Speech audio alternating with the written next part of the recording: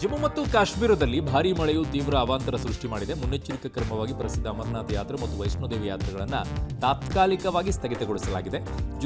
July 19ರಂದು Poonch ಮತ್ತು ರಜೌರಿ ಜಿಲ್ಲೆಗಳಲ್ಲಿ ಸಂಭವಿಸಿದ ದಿಢೀರ್ ಪ್ರವಾಹ ಹಾಗೂ ಭೂಕುಸಿತಕ್ಕೆ 11 ಜನ ಸಾವನ್ನಪ್ಪಿದ್ದಾರೆ. ಈ ನಡುವೆ ಹವಾಮಾನ ಇಲಾಖೆಯು ಜುಲೈ 20ರವರೆಗೆ ತೀವ್ರ ಮಳೆಯಾಗುವ ಮುನ್ಸೂಚನೆಯನ್ನು ಕೊಟ್ಟಿದೆ. ವಿಧಾನಸಭೆಯಲ್ಲೇ ಸಿಎಂ ಅವರ ಮೂಳೆ ಮುರಿತೀನಿ ಎಂದ ತಮಿಳುನಾಡು ಸಿಎಂ ವಿಜಯ್ಗೆ ಬಹಿರಂಗವಾಗಿ ಬೆದರಿಕೆ ಹಾಕಿದ್ದ ತೂತುಕುಡಿ ಡಿಎಂಕೆ ಪಕ್ಷದ ವಿಲಾತಿಕುಲಂ ಶಾಸಕ ಜಿವಿ ಮಾರ್ಕಂಡೇಯನ್ ಅವರನ್ನು ಬಂಧಿಸಲಾಗಿದೆ. ಕಾರ್ಯದರ್ಶಿಯೊಬ್ಬರು ದೂರು ಕೊಟ್ಟಿದ್ದರು. ದೂರಿನ ಮೇರೆಗೆ ಬಂಧನ ಆಗಿದೆ.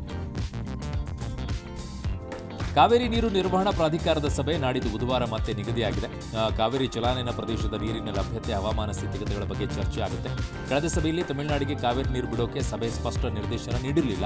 ಇದೀಗ ಸಿಡಬ್ಲ್ಯೂಎಂಎಯಲ್ಲಿ ಖ್ಯಾತಿ ತೆಗೆಯಲು ತಮಿಳುನಾಡು ಸಿದ್ಧತೆಯನ್ನ ನಡೆಸಿದೆ.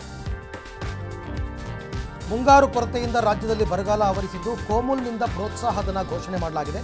ಮೇವು ಬೆಳೆಯುವ ಎಲ್ಲ ಹಾಲು ಉತ್ಪಾದಕರಿಗೆ ಪ್ರತಿ ಎಕರೆಗೆ 5,000 ರೂಪಾಯಿ ಪ್ರೋತ್ಸಾಹಧನ, ಪ್ರತಿ ಎಕರೆಗೆ 6 ಕೆಜಿಯಂತೆ ಉಚಿತವಾಗಿ ಬಿತ್ತನೆ ಬೀಜ ನೀಡುವುದಕ್ಕೆ ಕೋಮಲ್ ಮುಂದಾಗಿದೆ.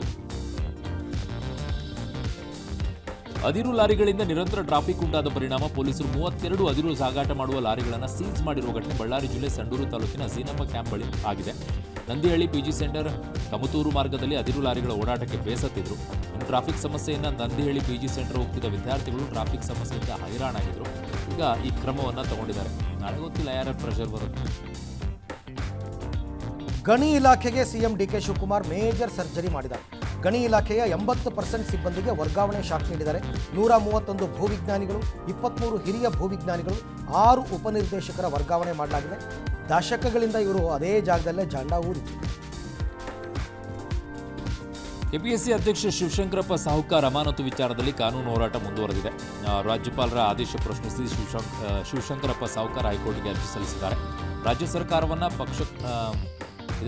ಪಕ್ಷರನ್ನಾಗಿ ಮಾಡೋಕೆ ನಾಳೆ ಎಜಿ ವಾದ ಮಂಡಿಸುತ್ತಾರೆ. ನಾಳೆ ಮಧ್ಯಾಹ್ನ 3 ಗಂಟೆಗೆ ವಿಚಾರಣೆ ಮುಂದೂಡಲಾಗಿದೆ. ರಾಜ್ಯದಲ್ಲಿ ಮಳೆಯ ಕೊರತೆಯಿಂದಾಗಿ ಬರದ ಪರಿಸ್ಥಿತಿ ಆವರಿಸಿದ್ರು ಸರ್ಕಾರ ಘೋಷಣೆ ಮಾಡದೇ ಇರೋದಕ್ಕೆ, ಪರಿಹಾರ ಘೋಷಣೆ ಮಾಡದೇ ಇರೋದಕ್ಕೆ ಮಾಜಿ ಮುಖ್ಯಮಂತ್ರಿ ಬಿಎಸ್ ಯಡಿಯೂರಪ್ಪ ಅವರು ತೀವ್ರ ಆಕ್ಷೇಪ ವ್ಯಕ್ತಪಡಿಸಿದ್ದಾರೆ. ಪ್ರತಿ ಎಕರೆಗೆ 50,000 ರೂಪಾಯಿ ಪರಿಹಾರ ನೀಡಬೇಕು ಅಂತ ಆಗ್ರಹಿಸಿದ್ದಾರೆ. ಭಾರತೀಯ ವಿಮಾನಗಳಿಗೆ ತನ್ನ ವಾಯು ಪ್ರದೇಶದ ಮೇಲಿನ ನಿರ್ಬಂಧವನ್ನು ಶನಿವಾರ ಪಾಕಿಸ್ತಾನ ಆಗಸ್ಟ್ 24ರವರೆಗೆ ವಿಸ್ತರಿಸಿದೆ ಅಂತ ಪಾಕ್ ವಿಮಾನ ನಿಲ್ದಾಣ ಪ್ರಾಧಿಕಾರ ತಿಳಿಸಿದೆ. ಅಯ್ಯೋ ಮಾಡಿಕೊಳ್ಳಿ ಬಿಡ್ರಿ. ಗುಂಡ್ಲುಪೇಟೆ ತಾಲೂಕಿನ ಬಂಡೀಪುರ ಕೆಕ್ಕನಹಳ್ಳ ರಸ್ತೆಯಲ್ಲಿ ಕಾಡಿನಿಂದ ಹೊರಬಂದ ಕಾಡಾನೆಯೊಂದು ಆಹಾರ ಅರಸಿ ರಸ್ತೆ ಮಧ್ಯೆ ನಿಂತು ವಿಶೇಷವಾಗಿ ತರಕಾರಿ, ಕಬ್ಬು ಸಾಗಿಸುವ ವಾಹನಗಳನ್ನು ಗುರಿಯಾಗಿಸಿಕೊಂಡು ಉಟ್ಟಳ ಕೊಟ್ಟಿದೆ. ಕಾರುಗಳ ಬಗ್ಗೆ ನುಗ್ಗಿ ಆಹಾರಕ್ಕಾಗಿ ಒತ್ತಾಯಿಸುವ ದೃಶ್ಯಗಳು ಸ್ಥಳದಲ್ಲಿದ್ದಂತಹ ಮೊಬೈಲ್ ಕ್ಯಾಮೆರಾದಲ್ಲಿ ಸೆರೆಯಾಗಿದೆ.